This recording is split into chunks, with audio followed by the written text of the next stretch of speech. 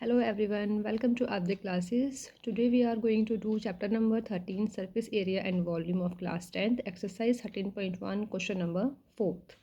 Okay, let us start question together.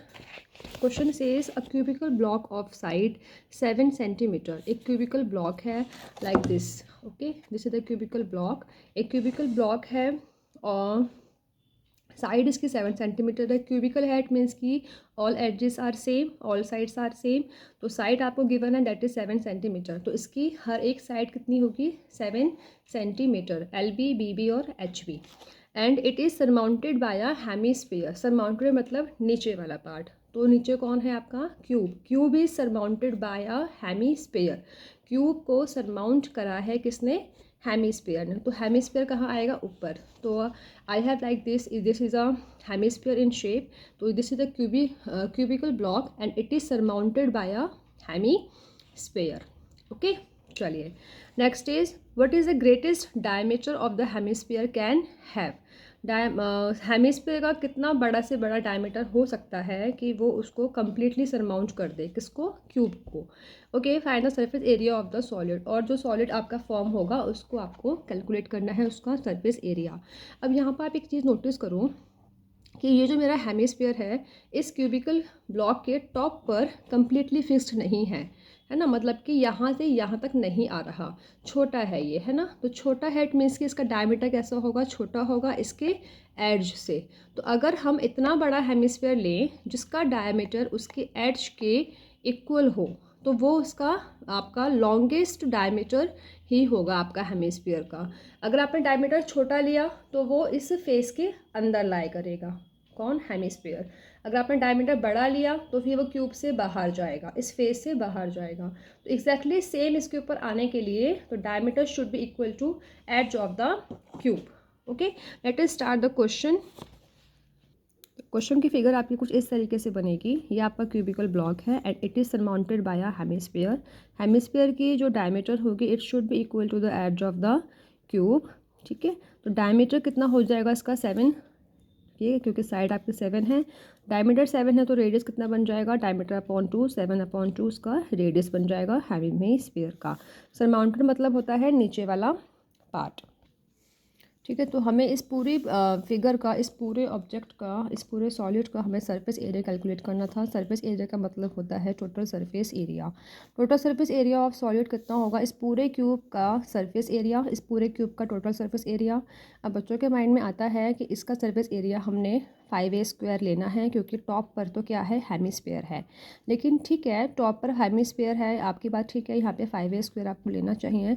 But आप एक चीज़ देखो, अगर आप इसका टॉप व्यू देखोगे इस वाले फेस का, अगर आप टॉप व्यू देखोगे तो हेमीस्फीयर का जो आपका टॉप होता है, हेमीस्फीयर का जो ये जो आपका टॉप जो होता है ये एक सर्कुलर शेप का होता है.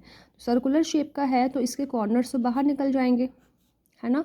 और इसका भी तो हमें एरिया कैलकुलेट करना पड़ेगा क्योंकि हमें निकालना है टोटल सरफेस एरिया. तो टोटल सरफेस एरिया में ये वाला पार्ट तो हमें नहीं चाहिए क्योंकि इसने तो कवर कर रखा है, इसके बेस ने, हेमिस्फीयर के बेस ने इस वाले फेस को कवर कर रखा है. तो ये तो आपको नहीं चाहिए. चाहिए क्या, ये जो पार्ट आपका रह गया है इसका भी तो आपको एरिया चाहिए होगा.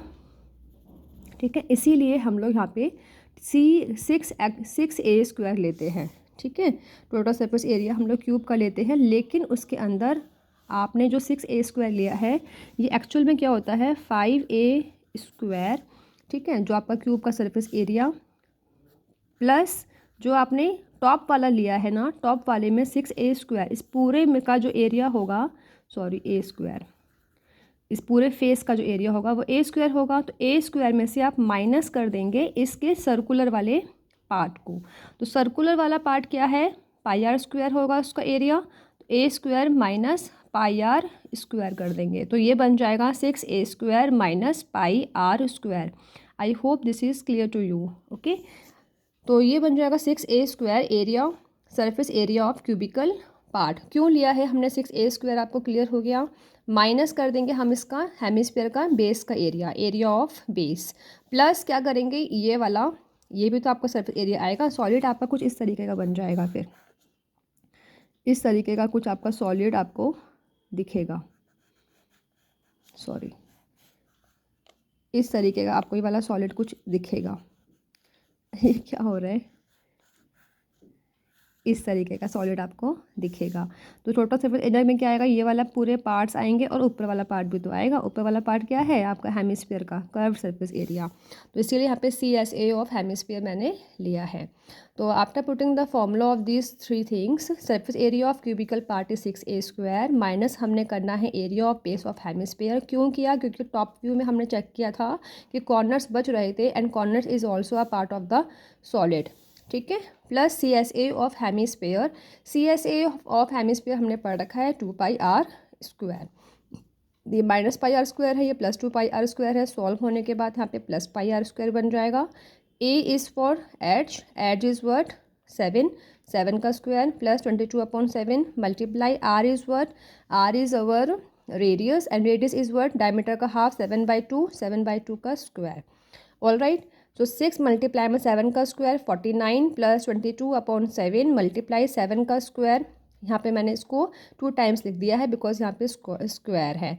2 टाइम्स लिखने के बाद after cancelling 8 7 2 7 2 2 1 1 and this will become 6 multiply में 49 प्लस 77/2।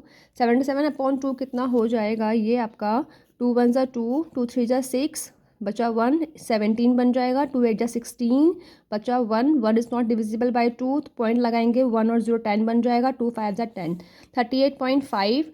6 मल्टीप्लाई में 494, 6 9 ज़ा 54, 4 5 ऊपर कैरी, 6 4 ज़ा 24 और 5 29, 294 प्लस 38.5 एंड इसको हम जब ऐड करेंगे तो 0.5 तो आप पर रहेगा बिकॉज यहाँ पे पॉइंट नहीं है ना, तो 0.5 आप पर रहेगा। 4 और 8 12, 2 1 ऊपर कैरी, 9 1 10, 3 13, 3 1 ऊपर कैरी, 2 1 3, तो 332.5 centimetre square is your answer. Why we use square here, because we have calculated surface area and in area we use square with unit, ठीक है। We use square with unit, but volume अगर होता तो we use cube with unit. Okay, I hope कि आपको question समझ में आ गया होगा and if you like the video please do share, like and subscribe my channel. Thank you very much for watching the video.